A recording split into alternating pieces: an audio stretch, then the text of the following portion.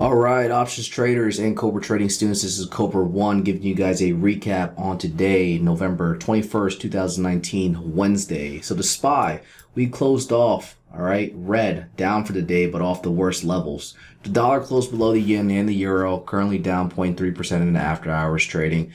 Gold down 2.5 basis points with crude oil down 0.26%, and futures do point to a lower open tomorrow, currently down 7 basis points at this time of recording. All right, one thing to keep in mind is that we did have a hard sell-off, okay? Yesterday we were 3 days on the NASDAQ, 4 days on S&P 500 in terms of distribution days. Today we are 3 and 5 days on the S&P 500, which implies that if we get one more hard sell-off day like this, well, a correction is more than likely to come. I mean, a correction will come. 90 to 95%. I've seen it time and time again, especially since Trump's been in office. Okay, we've gotten back some sort of rapport in terms of a sell-off every single time we do get and track those distribution days. A lot of you guys are always scared about holding overnight. Well, you know what alleviates that is that you need to pick good stocks that move, okay, in uptrending markets, bullish stocks being bullish in bullish trends and bullish industry groups, okay, and you need to hold and track your distribution days. This will alleviate the emotional aspect of holding something. You need to place those options further out in data if you do plan on swinging, and make sure that you're actually selecting something where money flows on your side and in your favor. Anyways, moving forward, rumors going around suggesting that trade deal is more than likely to be pushed out after the 1st of January. So you can see per my video yesterday, as I was explaining to you guys, is that Jerome Powell went to go visit the White House. It wasn't just for a cup of tea or to see Melania, but it was to talk trade negotiations. And what it came down to was one of two things. One being that, hey, the trade deal needed to be done, and it needed to be done now because we're well overdue. Or two, well, altogether, if trade negotiations weren't going to come into effect or be done altogether, what could Jerome Powell do to alleviate the side effects of what may happen in the market if, for example, we catch a sell-off? So as you guys can see, I gave you guys a 72-hour deadline in terms of news being able to come out. And, we got that in less than 12 from the time of the video posting. Okay. When we go over to our ES and SPY futures and take a look at what occurred by the minute-to-minute basis, and we can see as we dive in and look at this, our S&P 500, we actually sold off during midday lunch hours, okay, for about a good 30 minutes from 12:50 to about 13:20, 1:30. But one thing I specifically pointed out to you guys in the live chat room prior to the open was the bids on the open market for our futures being so high, significantly high versus the other days prior to, and just seeing this volume come in. I mean, come on, guys. I mean, I know I'm new to the room and nobody listens to me, but hey, if I say, look at this volume versus the previous day's worth of volume, okay, it has to mean something. You got to look at that, and this was before we caught that selling. One thing that I did want to discuss that nobody's really paying attention to is our bond market. Okay, so this is something I've been saying for the last 2 or 3 days and just been pushing it out to you guys. All right, one thing that I must say is that if the trade deal is paused or if it's not paused, they need to put information out like right now, which in turn means that we can expect some sort of volatility in the market, okay? Price action movement, going to the long side or downside. Right now, when we look at the S&P 500, going back to my video yesterday, what did I tell you guys, okay? I've been saying this, for a while. I've been in the chat room for maybe a couple weeks now, but we were range bound Monday through Thursday. Last week we broke out. We were range bound Monday and Tuesday, and I gave you guys a high of 315, median of 311, 312, and a low of 308 to 309. Look where we went. We chopped within one standard deviation of what the options market was pricing in and stayed within that range, okay? So, everything has a systematic approach to it. You just have to understand what's going on. For those who actually have been coming to my classes and following me, you would have known that, hey, look, when the market came down, it probably wouldn't have been a good dip buy to get in roughly around this area, okay? where this last previous line was, which shows some previous support from last week's median. Okay, and if not, we still want to watch and came back down here to this 308.25 mark. All right, we didn't get there, but as soon as we did get to support, you could have keyed in and stayed roughly around this area and said, okay, I'm going to get long. And to some extent, I saw some traders in the room actually use this tool, and congrats to those who actually used it. You know, coming to classes actually pays off. You can see that you probably wouldn't have been able to take this from a 309, 308 mark all the way up, you know, for a retest back up to 311 or at least 310, a point. Okay, nice little point dip buy, quick and easy. There you go. So anyways, going back to the ES, we did have some slight selling between the hours of noon, all right, into, you know, 1:30, and you know, like I said, we're likely to see some volatility kick in within the next 2 days. All right, they're not going to impede upon a move into the holiday season with Black Friday around the corner, and leaving investors and, you know, consumers hanging on the sidelines. They're just not going to do that. Okay. Well, one thing that we do have to consider, as I was stating, going back onto topic, is our bond market and what does it mean? All right. Well, bonds, for example, you guys hear me saying bonds all the time. All right. Now, bonds are not your Apple stock. I know that they're pretty boring, but it's not the bonds that you really need to pay attention to. What I'm talking about is the internals to the market, which correlate with the bonds.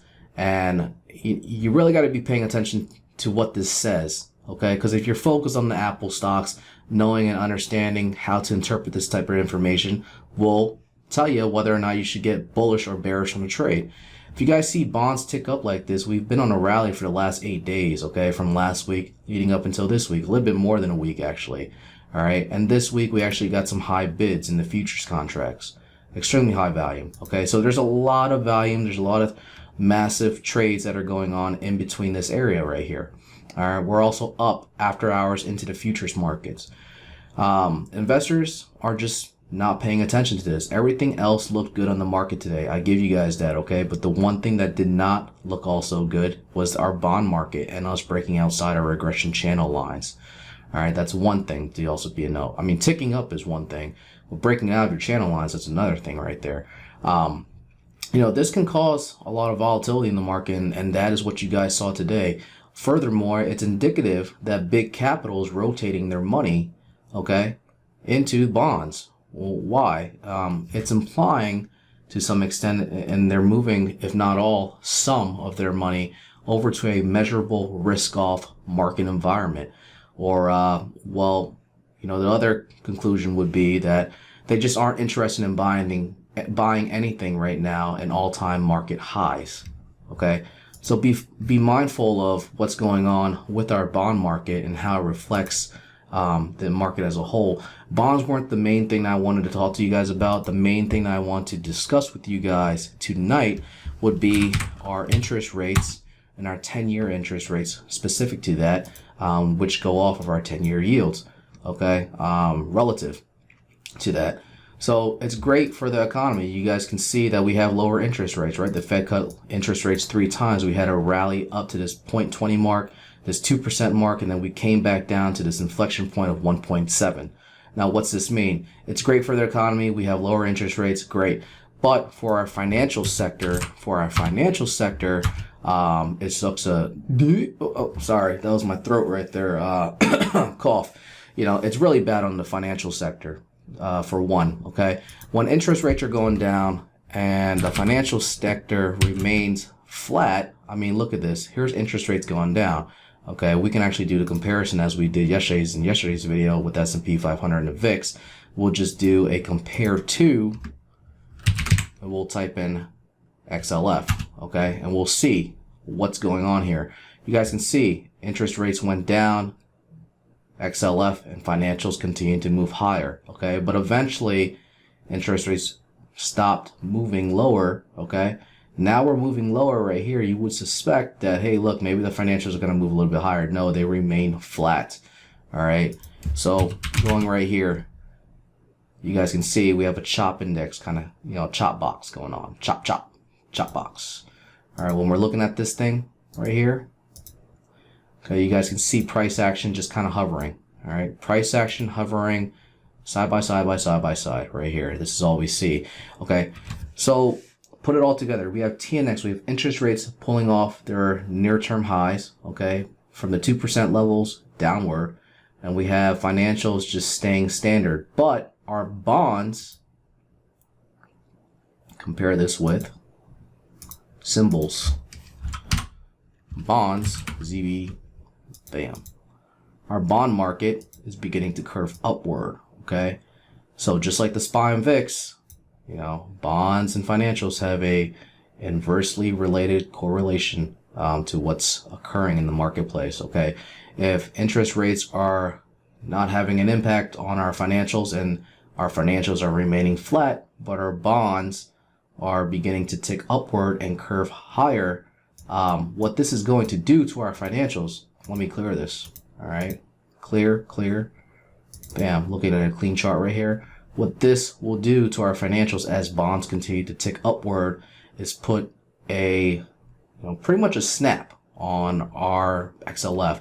XLF will come down, and it'll come down extremely hard. You guys can expect anywhere between 30 to 50 cent gap down possibly before even rolling over even further. Okay, that's huge. All right, it's coming. It's coming. All right, so that is why I'm so fixed on being short in XLF right now, because look, if interest rates don't go up anymore, all right, or if they don't go down anymore and XLF remains standard right here, they're just looking that thing in the face and saying, hey, we don't give a shit. We don't give a, we don't care. Just looking right in the face of interest rates, and they're not moving. Okay, when bonds continue to move up higher, this is going to fall. This will come down, which closely relates to what's holding up our market. Actually, a lot of people think that it's tech. A lot of people think that it's Microsoft or Apple or Amazon that's holding up our market. No, what's holding up our market is our financial sector. Okay, if the financials are holding, the market will hold. But if our financials break, which is more than likely occurring, and it's occurring right now, it's starting to happen, we're going to see a downturn, especially with 5 distribution days on the S&P 500. You get one more and we go under pressure. Okay, so keeping that in mind moving forward,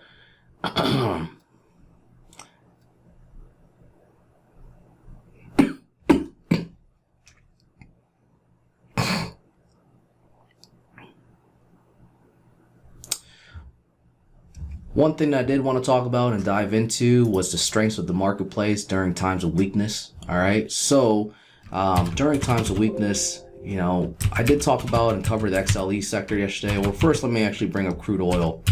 Crude oil, we had a bit of a sell-off yesterday due to the reported numbers, because we actually broke outside our channel line. But today we actually moved upward, and some, in regards to petroleum numbers that came out. Okay, so when crude oil, as I had discussed in my previous video yesterday, moves downward or upward, it has a close relation to our XLE sector. Okay, you guys can see it has the same movement, breaking outside the channel lines, moving up higher. All right, XLE did catch a higher bid today on XLE.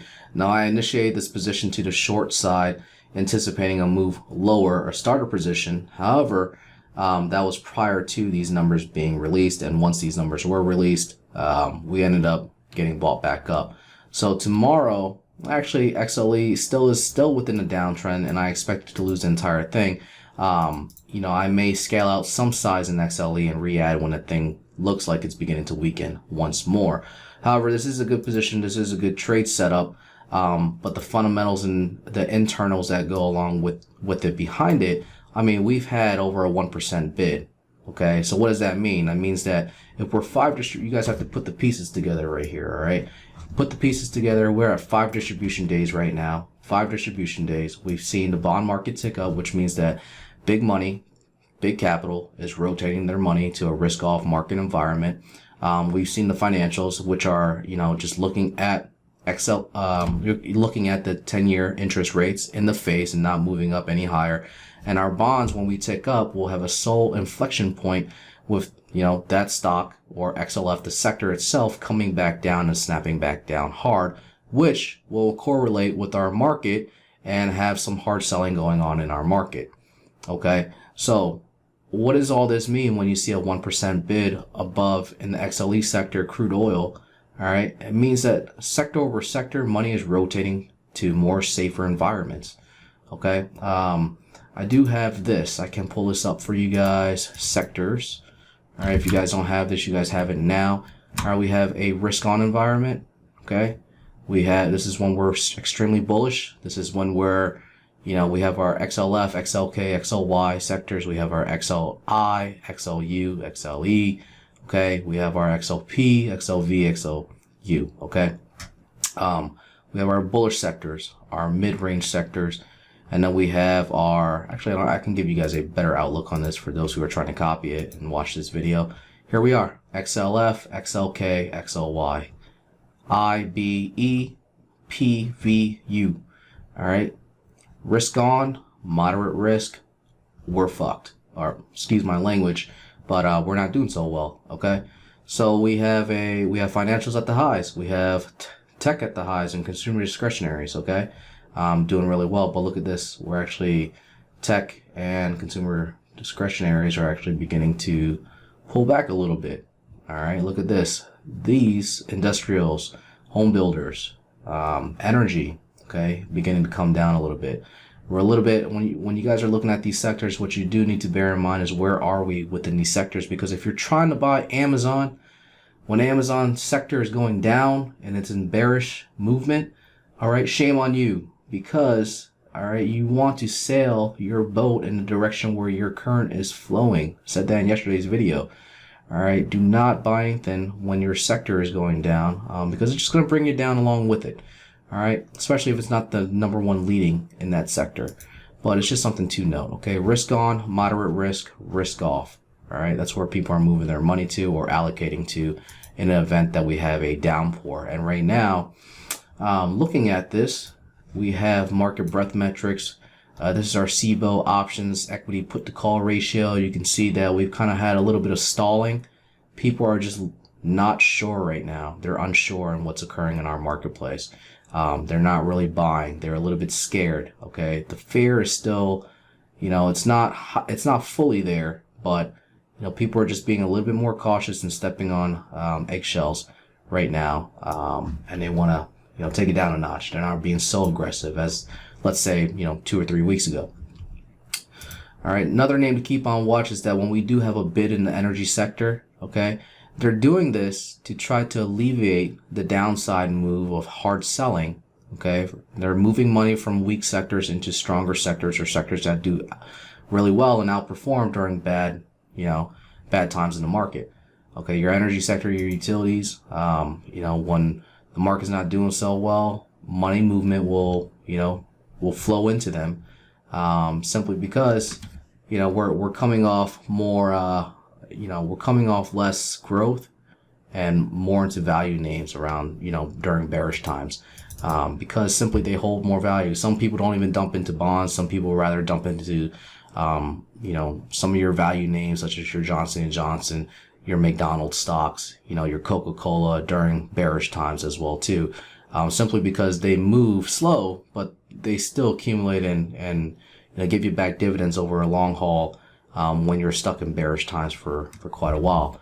Anyways, getting a little bit off topic, let's get back on topic. Something to keep in mind is Boeing. Okay, Boeing. You have a 1% move in your actual energy stocks, and that's placed at the bid.